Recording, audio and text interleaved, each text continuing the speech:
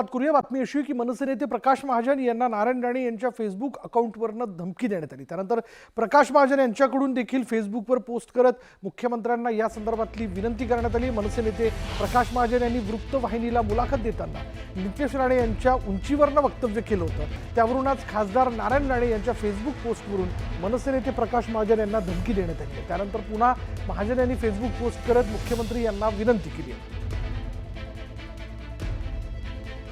अधिक माहिती आपण जाणून घेणार आहोत। आमचे प्रतिनिधी सिद्धार्थ गोदाम आपल्याबरोबर आहेत। सिद्धार्थ, काय तपशील याबद्दल?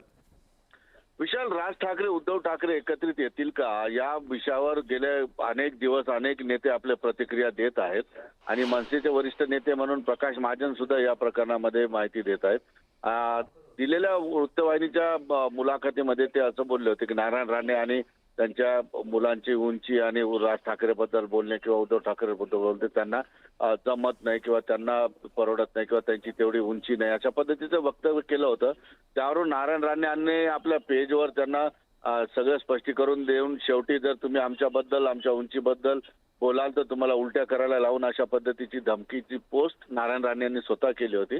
मात्र त्या धमकीला न घाबरता उलट प्रकाश महाजन यांनी नारायण राणे यांनाच आव्हान दिलेलं आहे की उद्या सकाळी 10 वाजता ते शहरातील जो महत्वाचा चौक आहे क्रांती चौक, या चौकात मी येऊन बसतो आणि मला कुणी उलटी करायला लावावी त्यांनी समोर यावं किंवा मला मारायची धमकी देणाऱ्या लोकांनी त्या ठिकाणी यावं, मी मोकळा येऊन बसतो त्या ठिकाणी, अशा पद्धतीचं प्रति आव्हान त्यांनी दिलेलं आहे। आणि उद्या सकाळी ते 10 वाजता क्रांती चौकात येतील, त्या ठिकाणी बसतील आणि नेमकं मला कोण मारू शकतं, माझ्यावर काय हल्ला करू शकतं, जर कुणाला माझा जीव घ्यायचा असेल तर त्यांनी त्या ठिकाणी येऊन घ्यावा आणि मुख्यमंत्र्यांना मला जे काही सांगायचं ते मी सांगितलेलं, अशा पद्धतीचे स्पष्टीकरण सुद्धा महाजन यांनी दिलेलं आहे। धन्यवाद सिद्धार्थ या सगळ्या तपशिलाबद्दल।